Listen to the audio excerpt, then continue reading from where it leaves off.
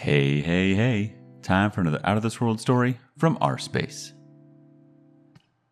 She keeps texting me and talking about random stuff. So, long story short, it's been 2 weeks. She left the house since she cheated on me for 2 months, and she didn't want to stop her affair.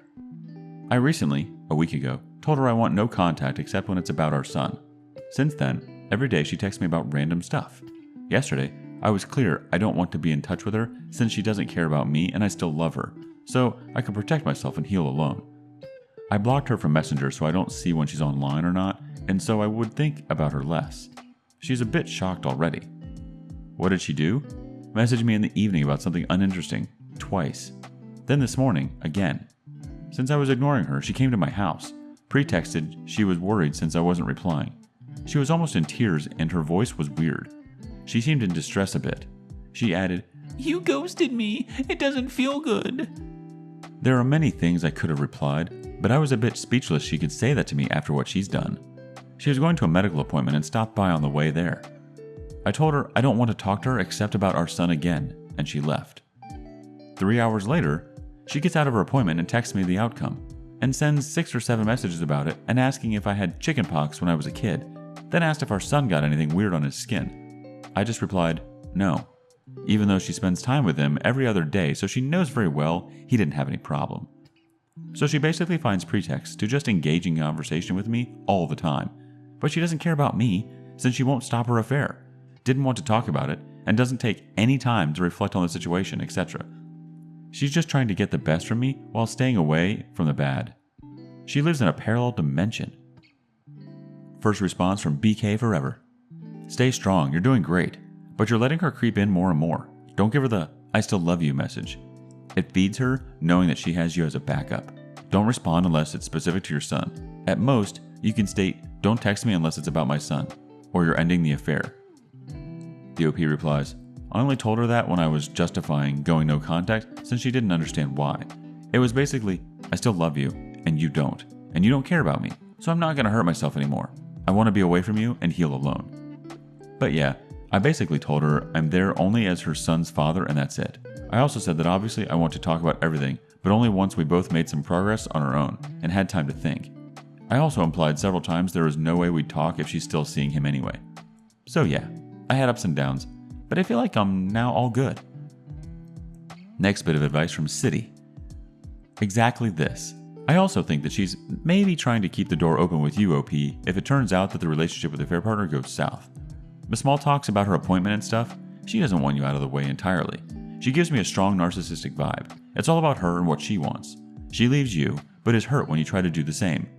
Pikachu face. OP replies, it is perfectly narcissistic. I do have NPD. I started therapy and I spent around 50 hours studying NPD. She highly likely has it too, and if she doesn't, she has all the traits very present. It's all about her and she doesn't realize it. I'm not mad at her. I know it's not something she can control. I broke her, triggered this in her, and I know what it is to lose control. That's what is happening to her. But I also know I need to shield myself from it. Next thought from Juan Nothing. Start by not making any more excuses for her. She chose to do this to you. It's not some psychological textbook definition hurting you. It is the person who claimed to love you while screwing another man. The OP replies, she didn't claim to love me though. She claimed to have no feelings anymore. Only people who have personality disorders and people who studied about them can understand what I meant. You really can't control it. This is how your brain reacts on an automatic mode. Doesn't change the consequences and doesn't give an excuse. It gives context to understand it's not black or white like with somebody mentally sane who can process what doing this means. She has absolutely no idea what she's done really means. It's crazy. Next thought from Boston Dana 2. She feels guilty and thought that she could have you and her affair partner. As you are ignoring her, now she wants you more, but do not give in. You are right to focus on your son, and just maintain your composure with her if she texts you. If it is about your son, speak with her. Otherwise, ignore her. Also, block her from socials. If she wants to talk to you, she has the number to text or call. If she calls about mindless chatter, just say you have to go and hang up. Do not let her work out her guilty feelings with you. She made her choice and she can find someone else to burden. Good luck, my friend. OP replies, blocked her from Instagram and Messenger. Otherwise, I knew when she was seeing him since those are the only times when she's not connected on social medias after 10 p.m. I will definitely not let her have me and him at the same time. She has to let her thing go and go to therapy before I consider talking to her about anything else other than our son. Maybe that will change in the future when I'm fully healed, but for now, that's what it is. On to the next one. Dubious situation. Hello everybody. My, male 27, girlfriend, 26, says she's a little sad because she has no friends, except for this guy who was in her class in college that has several times tried to ask her out. She told him she wasn't interested and that it would be best they stopped having contact with each other. But recently, he texted her, inviting her to a party. She said she didn't feel safe going to a party with a lot of people she doesn't know, but he assured her that some of her college friends will be there, so everything will be cool. This friend also told her she could invite another girlfriend if that makes her feel better.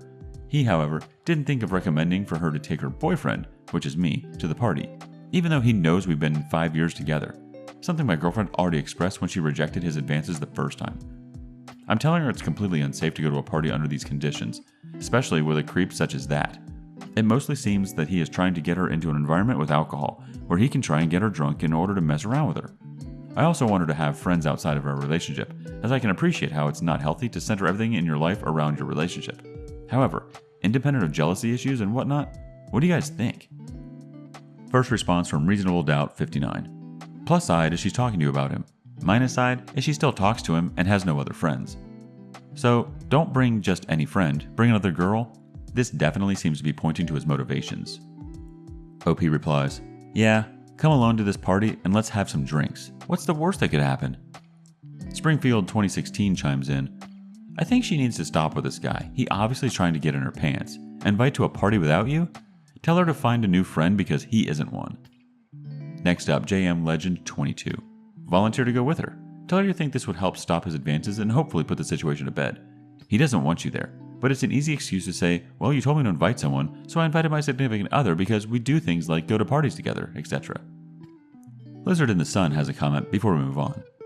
I'm sorry if this is a gut punch to her, but he's not a friend. A friend would invite both of you to a party. That is, assuming everything else is normal.